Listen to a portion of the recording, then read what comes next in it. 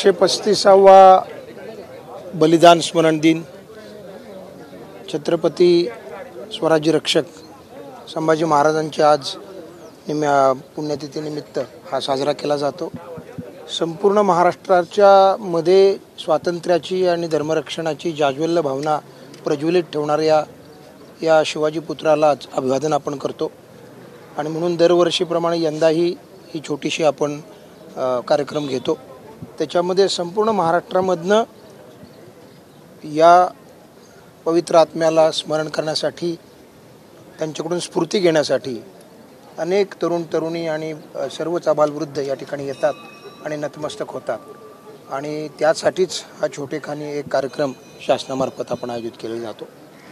यावर्षी पण महाराष्ट्राच्या कानाकोपऱ्यातून इथं तरुण तरुणी आलेले आहेत। अनेक ग्रामस्थ अनेक शहरामधून सुद्धा आपल्याला इथं मंडळी दिसतात आणि इथून बऱ्याच ज्योती घेऊन जातात, प्रेरणा घेऊन जातात, स्फूर्ती घेऊन जातात आणि आपापल्या गावांमध्ये त्याचं यथोचित असं स्वागत केलं जातं, दर्शन घेतलं जातं। तर हीच भावना सर्वांच्या मनामध्ये आहे आणि आज त्यांच्या पवित्र स्मृतीचं आपण सर्वजण अभिवादन करूयात।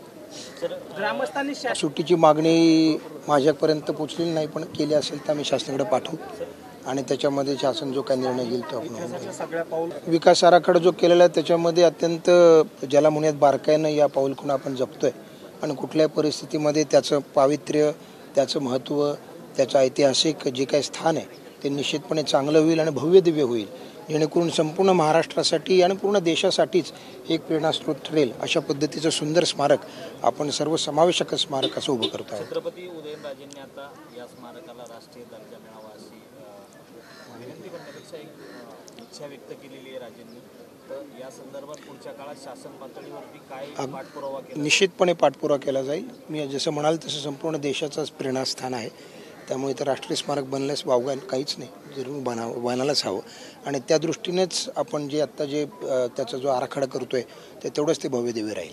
सर, लोकसभा निवडणुका सुरू आहे आणि कशा पद्धतीने नियोजन केले? लोकसभेच्या निमित्तानं पुणे जिल्ह्याची तयारी अत्यंत चांगल्या रीतीनं पूर्ण झालेली आहे।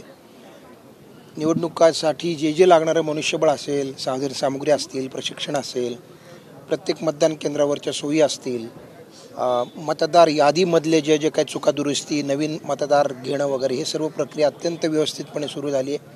आचारसंहितेच्या पालनाबाबतीत देखील अत्यंत काटेकोरपणे आपण कारवाया करतो आहोत आणि आजपर्यंत एकही आपल्याकडं अशा काही म्हणजे आचारसंहिता भंगाच्या फार मोठ्या तक्रारी प्राप्त नाहीत आणि ज्या तक्रारी आल्या त्याच्यावर आपण अत्यंत प्रभावीपणे कारवाई करतो आहे। जो 135 भरारी पथकांच्या माध्यमातून, व्हिडिओ सर्व्हेलन्स टीमच्या माध्यमातून या सर्वांवर आपण नजर ठेवतो आहोत आणि कुठल्याही परिस्थितीमध्ये जो मतदार पात्र आहे मतदान नोंदणी करायला त्याची नोंदणी करणं आणि नोंदणीकृत मतदारांना मतदानाचा हक्क निर्भयपणे बजावण्यासाठी आवश्यक सर्व उपाययोजना प्रशासनातर्फे केलेल्या आहेत आणि आम्हाला खात्री आहे की येणाऱ्या या ज्या निवडणुका आहेत 2 टप्प्यामध्ये आपल्याकडे होत आहेत त्या अत्यंत चांगल्या वातावरणामध्ये, निर्भय वातावरणामध्ये पार पडतील असा विश्वास या ठिकाणी पैशाचा वापर केला जाईल असे विरोधकांकडून आरोप केला जातात, त्या अनुषंगाने आपल्याकडून काय उपाययोजना आहेत? प्रत्येक निवडणुकीमध्ये निर्भयपणे, निपक्षपातीपणे आणि लेवल प्लेइंग फील्डमध्ये निवडणुका व्हाव्यात म्हणून मी म्हणालो तसं जवळजवळ 135 पथकं आता कार्यरत आहेत पुणे जिल्ह्यामध्ये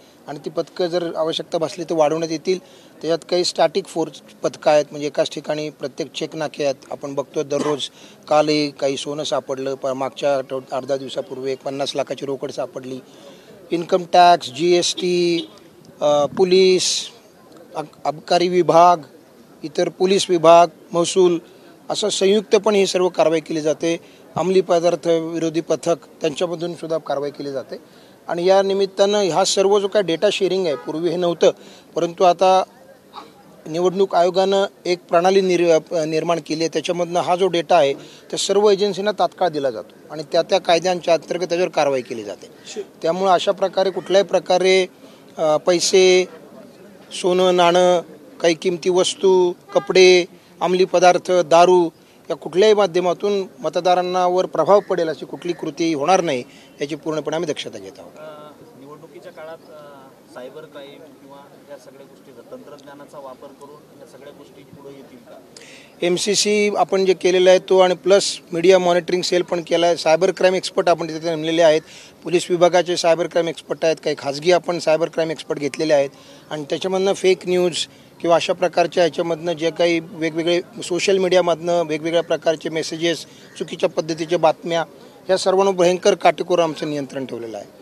आता 1-2 प्रकारे आमच्याकडे प्राप्त झाला, तात्काळ आम्ही त्यांच्यावर कारवाई करतो आहोत आणि त्यामुळं कुठल्याही परिस्थितीमध्ये कोणत्याही माध्यमाद्वारे अशा प्रकारे निवडणुकीचं वातावरणामध्ये कुठल्याही परिस्थितीमध्ये तणावपूर्ण वातावरण किंवा अशा प्रकारचे प्रभाव टाकणाऱ्या कुठल्याही गोष्टीचा आम्ही बिलकुल तपास करू आणि त्यांच्यावर कडकपणे कारवाई केली जाईल. धन्यवाद. Thank you very much.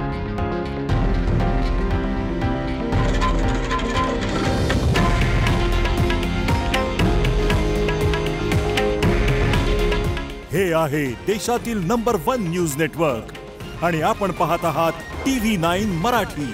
काळजी तुमची, हित महाराष्ट्राचं.